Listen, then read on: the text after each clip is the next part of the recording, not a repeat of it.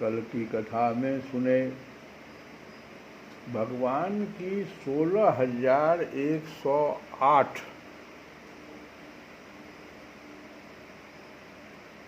पटरानी कहो पत्नी कहो, जिसमें प्रमुख जो थी उनका नाम भी हम लोगों ने कल सुना। उसका चिंतन करते रहना चाहिए। जो प्रमुख हैं उनकी रुक्मिणी जी, सत्यभामा, जामवती, भद्रा, है ना, तो सत्या, ये सब जो उनकी प्रमुख पटरानियाँ थी। और सबसे अंत में जो लक्ष्मणा थी, जिनके साथ उनका जो विवाह हुआ, उसका तो कथा ही सुंदर है कि जब अर्जुन को और कर्ण को भी अहंकार हो गया, भगवान देख लिए कि इन लोगों को यह अहंकार है कि हमसे बड़ा कोई धनुष चलाने वाला नहीं है, तो भगवान ने एक लीला कर दिया। लक्ष्मणा नाम की एक लड़की थी, भगवान बचपन से ही उसके हृदय में जाकर के ऐसा प्रीति पैदा कर दिए, भगवान को ही चाहती थी। उनके पिताजी को जो मालूम हुआ तो एक स्वयंवर रख दिया उन्होंने। और स्वयंवर द्रौपदी के स्वयंवर से थोड़ा भिन्न था। यहाँ मछली दिखाई नहीं पड़ता था, लेकिन बिना देखे हुए उसको बींधना था। अर्जुन भी फेल कर गया, कर्ण भी फेल कर गया। और जब देखे जनक जी वाली हाल उनके पिता का कि स्वयंवर कैसा मैंने रख दिया, अब तो मेरी कन्या अविवाहित रह जाएगी, जैसे जनक जी का हो गया, तो भगवान उठे और उन्होंने कर दिया। लक्ष्मणा को लेके चले। इसके अलावे जो 16,000 पत्नियां थी, उन सबों से द्रौपदी जी ने बात किया। जैसे नारद जी को जैसे मोह हुआ कि भगवान इतनी पत्नियों के साथ कैसे रहते हैं, जरा एक बार देखना चाहिए। उनका मोह भंग हुआ। द्रौपदी जी को भी ऐसा महसूस हुआ कि भगवान इतने पत्नियों को कैसे खुश रखते हैं, थोड़ा बात करना चाहिए। सबसे बात किया उन्होंने, और क्या सुंदर जवाब था उनका। पत्नियां कह रही थी कि मुझे ऐश्वर्य नहीं चाहिए, ब्रह्मा का पद नहीं चाहिए, मोक्ष नहीं चाहिए, सालोक्य सारूप्य मुक्ति भी नहीं चाहिए। मुझे तो सिर्फ इतना कि प्रियतम प्रभु के सुकोमल चरण कमलों की जो वह श्रीरज है, सर्वदा अपने सिर पर वहन किया करें। वक्षस्थल पर नहीं, क्योंकि लक्ष्मी जी उसको रखे हुए हैं, सिर पर वहन करें, बस इतना ही चाह। जो लक्ष्मी जी के वक्षस्थल पर लगी हुई केसर की सुगंध से युक्त है, और उस रज की चाह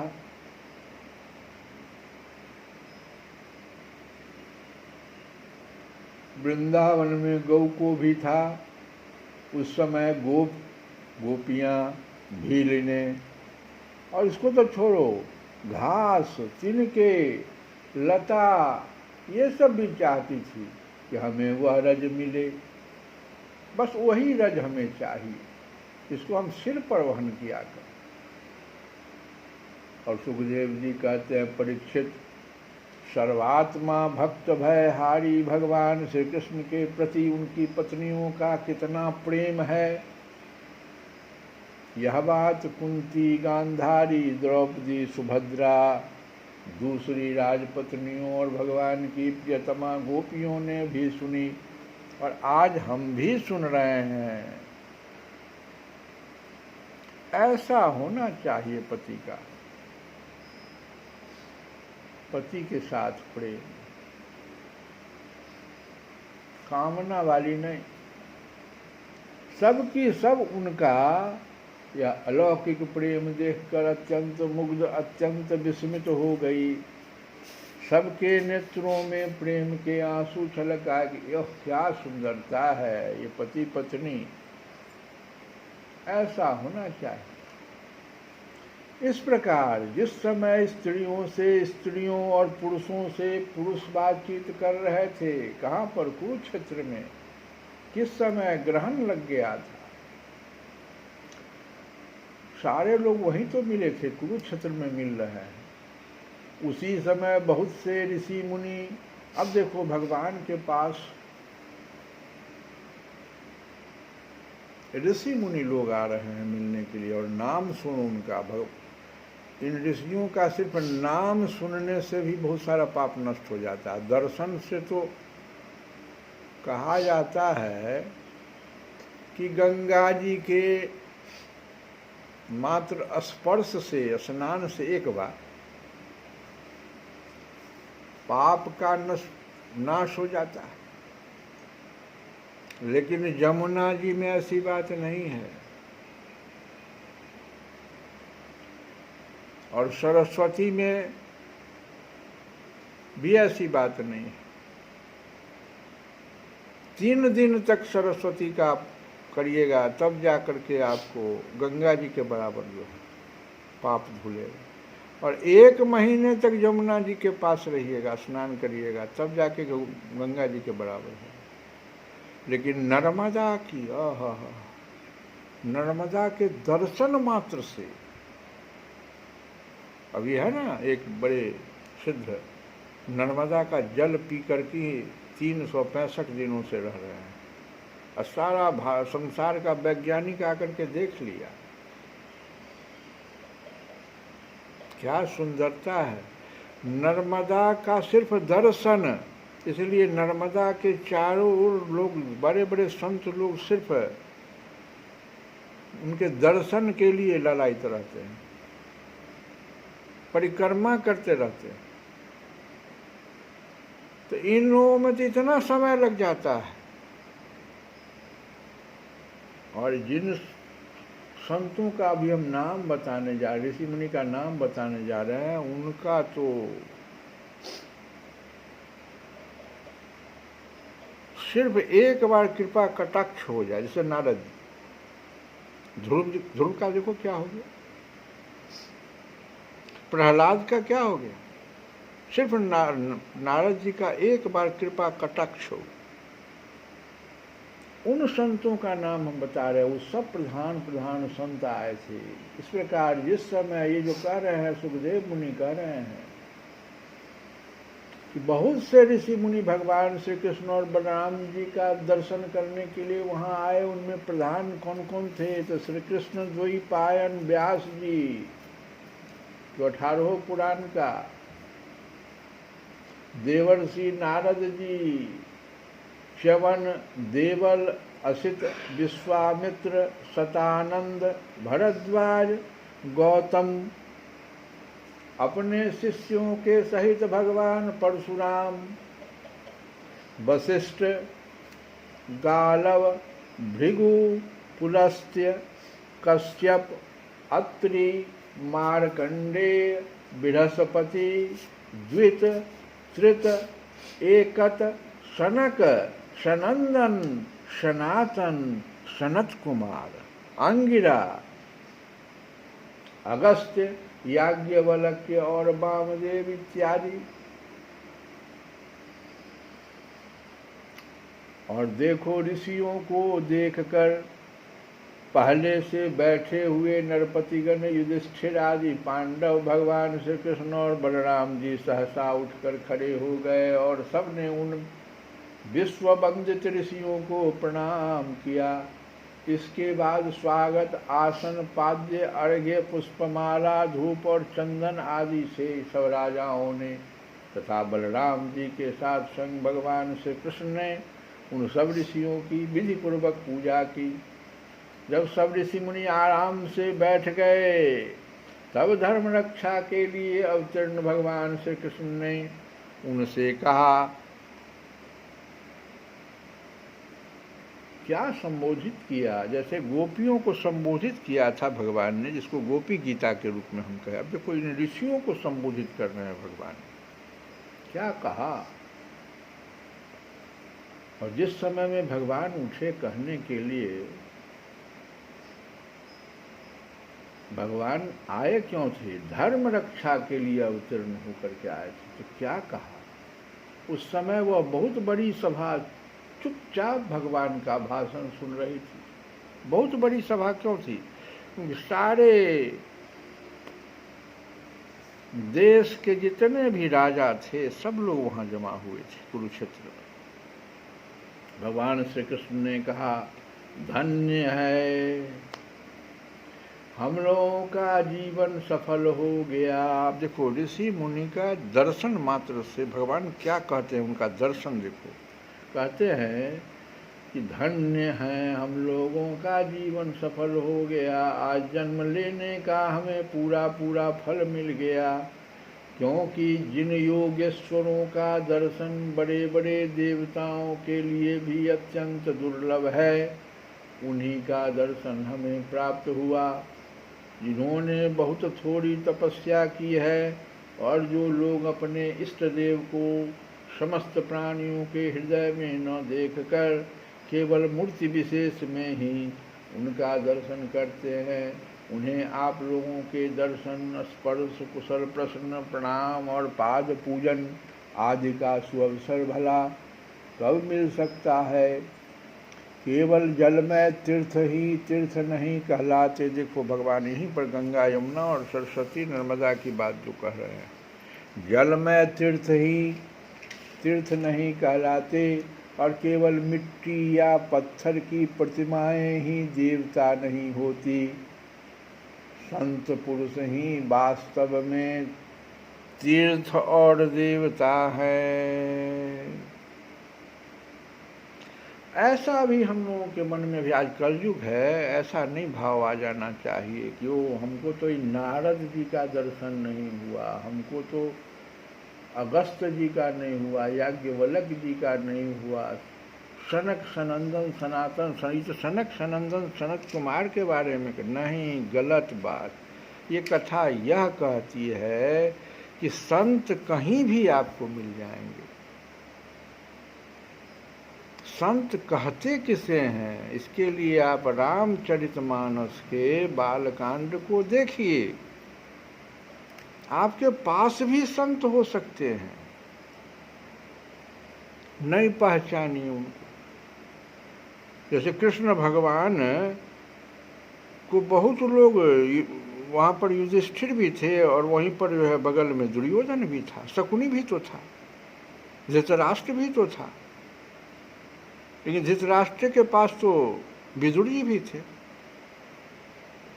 अब आपके पास अगर आँख नहीं है, समझ नहीं है, तो हम इसमें क्या कर सकते हैं?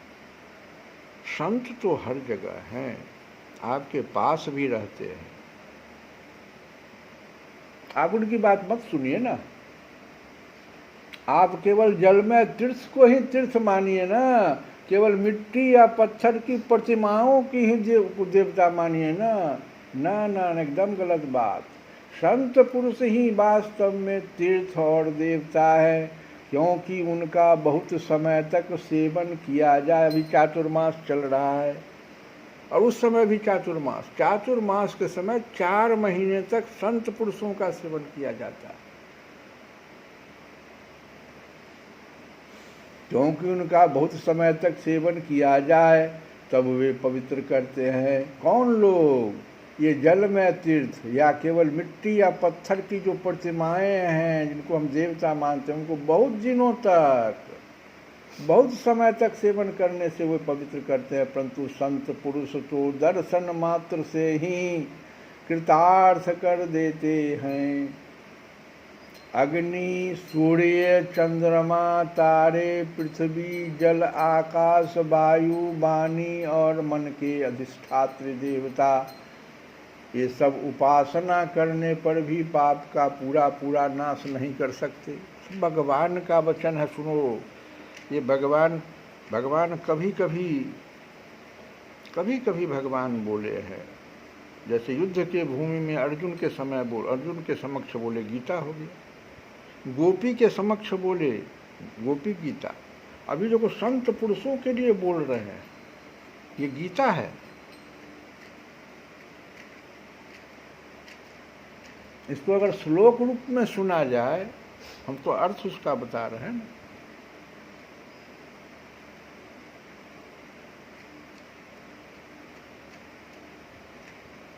1084 11 12 13 में ये श्लोक है। अग्नि सूर्य चंद्रमा तारे पृथ्वी जल आकाश वायु वाणी और मन के अधिष्ठात्री देवता उपासना करने पर भी पाप का पूरा पूरा नाश नहीं कर सकते, क्योंकि उनकी उपासना से भेद होता क्या है। जैसे आप इनकी उपासना कीजिएगा ना, तो हम कल बताए थे ना, बुद्धि में भेद उत्पन्न हो जाता। क्या भेद उत्पन्न होता है? बहुत सुंदर सा वाक्य, एक उदाहरण लिए थे हम कि भोले बाबा की आप शुरू कीजिए, कहिए हम भोले बाबा की उपासना करने जा रहे हैं। जैसे वहाँ जाइएगा, भोले बाबा हैं, उनकी पत्नी पार्वती जी हैं, उनका पुत्र गणेश जी है, उनका पुत्र कार्तिक जी है। अब आप क्या कीजिएगा, भेद बुद्धि उत्पन्न होगा। वो पार्वती जी को तो इस विधि विधान से वहाँ पूजा होता है, तब प्रसन्न होंगी।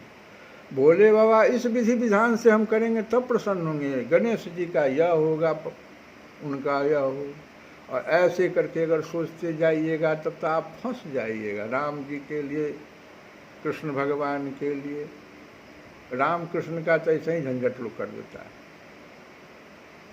ये भेद बुद्धि आपका है, भगवान नहीं ऐसा, भगवान कभी नहीं ऐसा आपको कहते हैं करने। भगवान तो क्या करे, सुन लो। भगवान कहते हैं कि उनकी उपासना में भेद बुद्धि का नाश नहीं होता, उत्पन्न हो जाता है भेद बुद्धि। आप क्या कीजिएगा, उपासना करने गए, उपासना भेद बुद्धि पैदा कर ली, लौट के चले आइएगा, कुछ नहीं आपको प्राप्त हो। वह और भी बढ़ती है, इतना ही नहीं, भेद बुद्धि नाश नहीं और बढ़ जाती है। लोग मन मिट जाता है, एक दूसरे से लड़ाई करने लगता है। हम सभ्य हैं, हम शिव के हैं, हम नहीं मानते वैष्णव। एक दूसरे का इतना देखो ना क्या हो रहा है संसार में। भगवान तो कह रहे हैं, यही बात तो कह रहे हैं, तो और भी बढ़ती है भेद बुद्धि।